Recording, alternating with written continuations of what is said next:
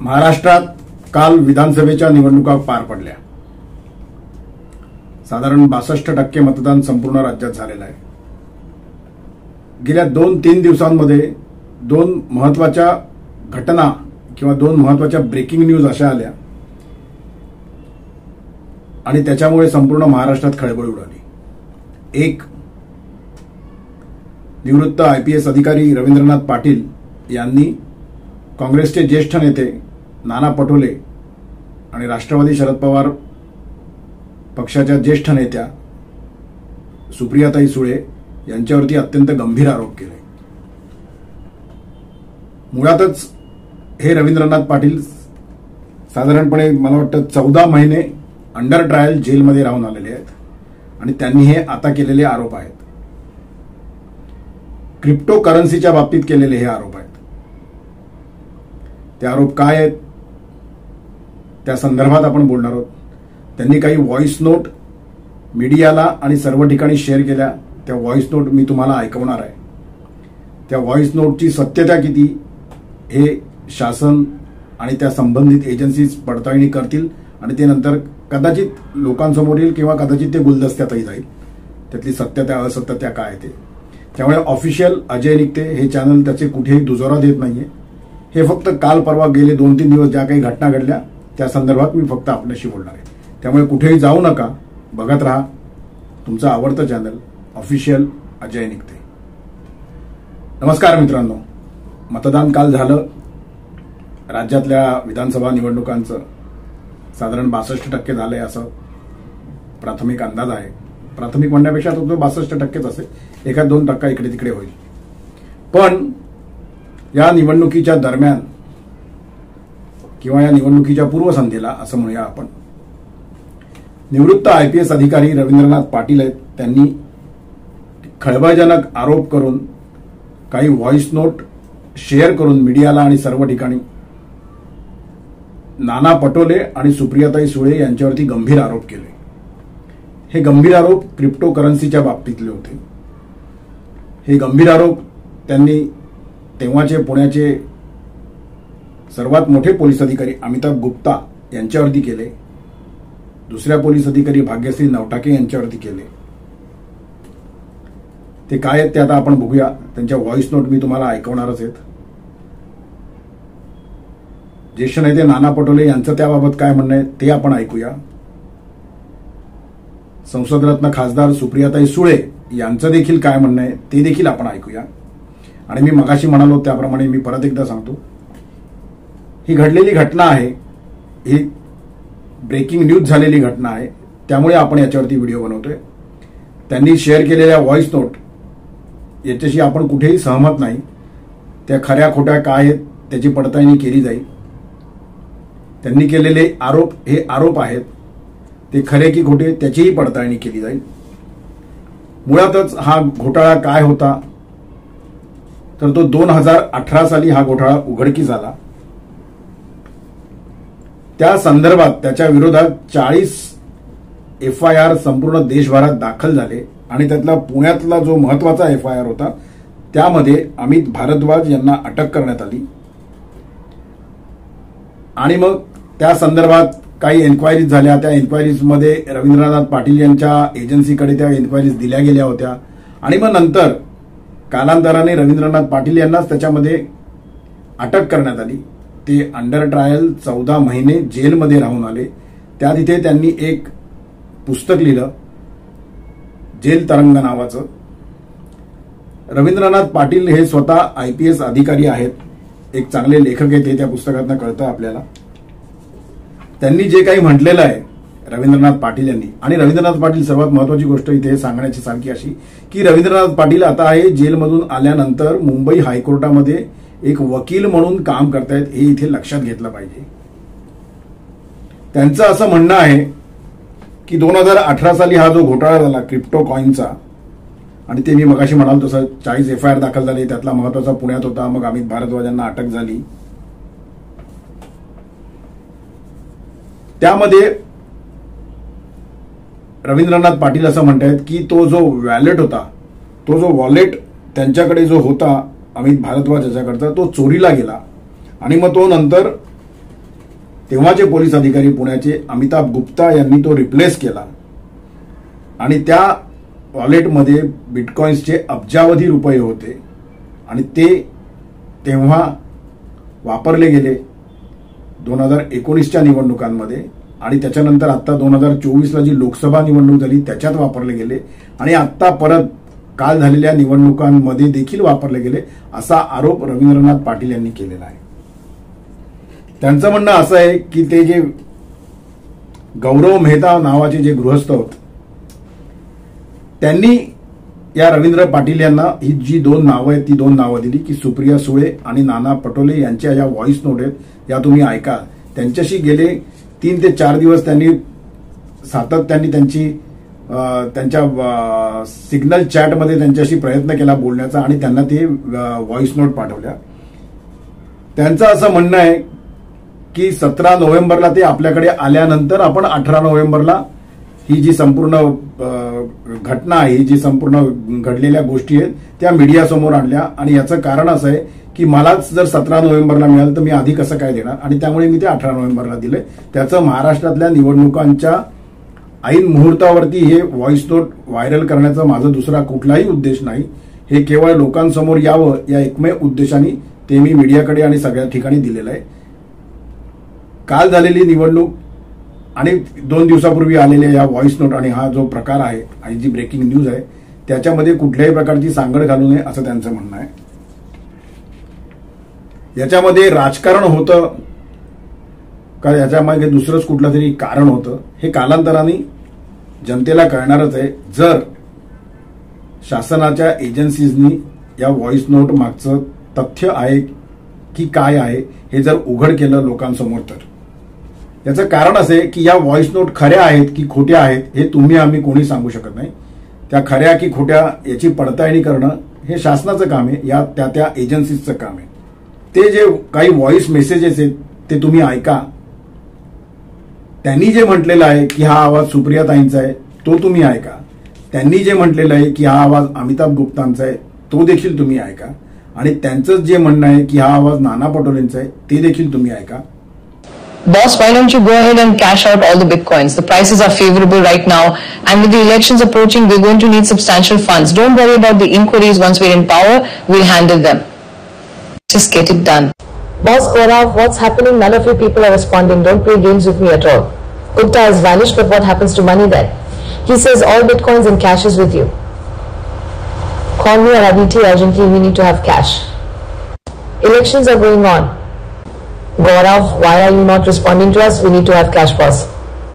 अमिताभ भाई से का किया हुआ कल बोला था ना, ऐसे मासा मस्ती मत करो. Sir, there's no need to worry about Bitcoin transactions. All transactions are conducted using Patil and Pankaj family email IDs.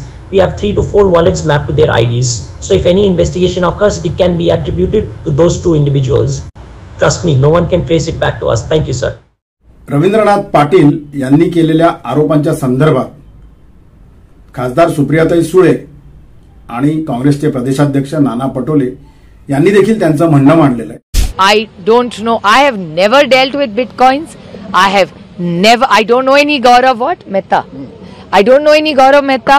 All the 5 questions that Mr. Trivedi has asked me, I am more than happy to address them.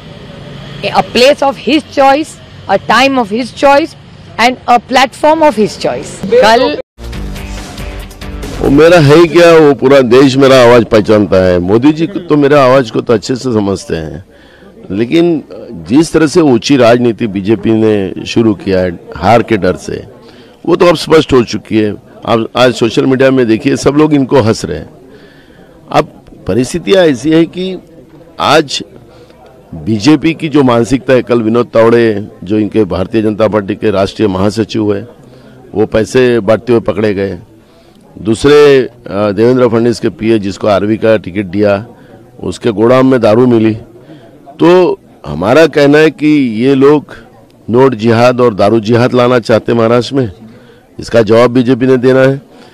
और वो बात छुपाने के लिए आज कल रात को एक तथाकथित एक तोतैया आईपीएस अधिकारी लेके आए रविंद्र पाटिल. वो आईपीएस कभी रहा नहीं है, तो वो खुद ही जेल में था.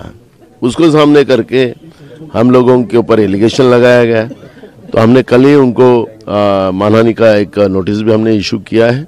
कल एफआईआर भी दर्ज हमने करवाई है हमारे लीगल सेल ने। तो हम इंक्वायरी पूरी करवाएंगे। सरकार हमारी आ रही है, ऐसे ओचेगिरी करने वाले बीजेपी को हम सबक बिल्कुल सिस्टमॅटिक सिखाएंगे। ते असं म्हणतायत की रवींद्रनाथ पाटील यांचं असं म्हणणं आहे की सार्टन असोसिएट्स नावाची एक कंपनी होती ऑडिट फर्म, त्यांच्यावरती करण्यात आलेले जे आरोप होते रवींद्रनाथ पाटील यांच्यावरती त्याची चौकशी करण्याकरता नेमण्यात आलं होतं आणि त्याचे सायबर एक्सपर्ट म्हणून गौरव मेहता हे काम करत होते। गौरव मेहता यांच्याच साक्षीनंतर रवींद्रनाथ पाटील यांना अटक करण्यात आली होती। त्यांचाच रिपोर्टचा आधार घेऊन आयपीएस रिटायर्ड अधिकारी जे आहेत रवींद्रनाथ पाटील यांना अटक करण्यात आली, त्यांना जेलमध्ये टाकण्यात आलं। 14 महिन्याच्या अंडर ट्रायल जेल नंतर ते मे 2023 साली जामिनावरती बाहेर आले आणि नंतर मग त्यांनी मुंबई हायकोर्टामध्ये स्वतःची प्रॅक्टिस चालू केली आणि मग ही प्रॅक्टिस चालू असताना त्यांनी स्वतःचा तपास देखील या संदर्भातला या क्रिप्टोकरन्सीच्या बाबतीतला तपास सुरू केला आणि नोव्हेंबरमध्ये त्यांच्याशी चॅटिंग करायला सुरुवात केलं गौरव मेहतानी, असं त्यांचं म्हणणं आहे। आणि मग त्यांच्याकडे या व्हॉइस नोट पाठवल्या गेल्या आणि मग त्या नोट त्यांनी आता सर्व महाराष्ट्रात, संपूर्ण देशभरात, संपूर्ण जगभरात व्हायरल केलेले आहेत। मुळातच 2009 साली क्रिप्टोकरन्सी या प्रकाराला सुरुवात झाली होती, हे लक्षात घ्या मित्रांनो। आणि जेव्हा सुरुवात झाली तेव्हा ही क्रिप्टोकरन्सी कोणी खरेदी देखील करत नव्हतं, पण 2010 नंतर साधारण वर्षभरानी एका बिटकॉइनची किंमत 5 रुपयाच्या आसपास जाऊन पोहोचली। क्रिप्टोकरन्सी काय हे तुम्हाला हे मी सांगतोय त्याच्यामधनं कळेल की ते कसे वाढत जाते किंमत, मग ती कशी त्याच्यामध्ये घसरण झाली आणि आता त्याची काय परिस्थिती आहे। 2010 साली मग त्या एका बिटकॉइनची किंमत साधारणपणे 5 रुपयाच्या आसपास गेली। 26 ऑक्टोबर 2010 ला ती किंमत वाढली आणि ती 9 ते 10 रुपयांच्या मध्ये गेली आणि मग असा त्या रेटमध्ये, त्याच्या किमतीमध्ये एका बिटकॉइनच्या वर खाली असं ती घसरण होत होती, वरती चढत होता तो एका बिटकॉइनचा रेट। डिसेंबर 2010 मध्ये म्हणजे ऑक्टोबर 2010 मध्ये ती 9 ते 10 रुपयाच्या दरम्यान होती आणि डिसेंबर 2010 मध्ये ती थेट 14.5 रुपये ते 15 रुपयाच्या घरात गेली। 2 महिन्याच्या कालावधीमध्ये तो रेट वाढला तेवढा एका बिटकॉइनचा, हे लक्षात घ्या। आणि 2011च्या सुरुवातीला तो रेट थेट 15 रुपयावरनं 51 रुपयांपर्यंत गेला आणि मग ग्रॅज्युअली ती वाढायला सुरुवात झाली। एका बिटकॉइनची किंमत वाढायला सुरुवात झाली, ते वाढत गेली आणि मग त्याच्यामध्ये अनेक जणांनी देशभरातनं, जगभरातनं त्या बिटकॉइन्समध्ये आपली गुंतवणूक करायला सुरुवात केली। त्याच्यामध्ये खूप मोठ्या प्रमाणावरती गुंतवणूक झाली। ती किंमत जून 2011 ला थेट 1400 रुपयांपर्यंत गेली, लक्षात घ्या। 26 ऑक्टोबर 2010 ला 9 ते 10 रुपयांमध्ये होती। डिसेंबर 2010 ला 14 ते 15 रुपये झाली। 2011 मध्ये मग ती ग्रॅज्युअली वाढायला सुरुवात झाली आणि एकदम जून 2011 मध्ये ती 1400 रुपयांपर्यंत गेली आणि मग कालांतराने काही महिन्यांनी तिची परत घसरण व्हायला सुरुवात झाली। घसरण झाली आणि मग परत काही वर्षांनी ती परत वाढायला सुरुवात झाली। क्रिप्टोकरन्सीची जी रेट असतात, जे मार्केट आहे ते आपल्याकडे अलाउड नाहीये, पण आज नोव्हेंबर 2024 मध्ये एका क्रिप्टो कॉइनचं, एका बिटकॉइनचं रेट हा 79,24,138 रुपये। लक्षात घ्या मित्रांनो, एक बिटकॉइन जो सुरुवात झाली 2009 ला तो कोणी खरेदीही करत नव्हतं, मग नंतर त्याची किंमत 5 रुपये झाली 2010 ला, मग 9 रुपये, 14 रुपये, 10 रुपये अशी जी झाली, त्या एका बिटकॉइनची किंमत आज 2024च्या नोव्हेंबर महिन्यामध्ये 79,24,138 रुपये। म्हणजे लक्षात घ्या, तुमच्या माझ्यासारख्या सामान्य माणसांनी जर एक बिटकॉइन तेव्हा खरेदी केला असता 5 रुपयाचा किंवा 10 रुपयाचा किंवा 14 रुपयाचा, अगदी असं धरून चाला की जून 2011 ला 1400 झाले तेव्हा 1400 रुपयांचा, तर जून 2011 ते आज नोव्हेंबर 2024 मध्ये त्याची किंमत काय झाली ती बघा। परत एकदा सांगतो, आपल्या देशामध्ये हा एक बेकायदेशीर आहे, पण मी एक तुम्हाला ते काय गणित आहे ते समजावं म्हणून ही आकडेवारी सांगितली। आता लक्षात घ्या मित्रांनो, मगाशी तुम्ही ह्या दोन्ही तिन्ही व्हॉइस नोट ऐकून झालेले आहेत। निवडणुकीच्या तोंडावरतीच, मतदानाच्या तोंडावरतीच हे बाहेर येण्याचं कारण काय असावं? याच्या मागे राजकारण आहे का? याच्या मागे काही अंतर्गत गोष्टी आहेत का? याच्या मागे केवळ राजकारण, केवळ अर्थकारण हे नसून इतर काही वाद आहेत का? हे असं करायला रवींद्रनाथ पाटील यांना कुठल्या राजकीय व्यक्तींनी सांगितलं आहे का? या सगळ्या गोष्टींचा उलगडा आपल्याला तेव्हाच होईल जेव्हा याच्यामध्ये एजन्सीज, शासन पूर्णपणे ज्याला म्हणतो आपण खोलवर चौकशी करेल आणि ती चौकशी, त्याचा जो रिपोर्ट असेल, त्याचे जे फाइंडिंग्ज असतील ते लोकांसमोर ठेवेल.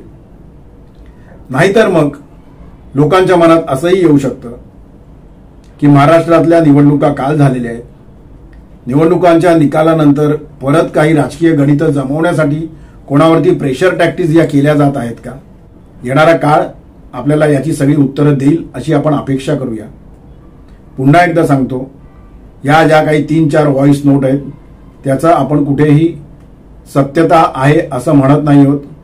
ते काम आपलं नाही, ते काम शासनाला करू दे. आपण फक्त याच्याकडे एक घटना, एक बातमी, एक ब्रेकिंग न्यूज एवढंच दृष्टिकोनातून बघूया.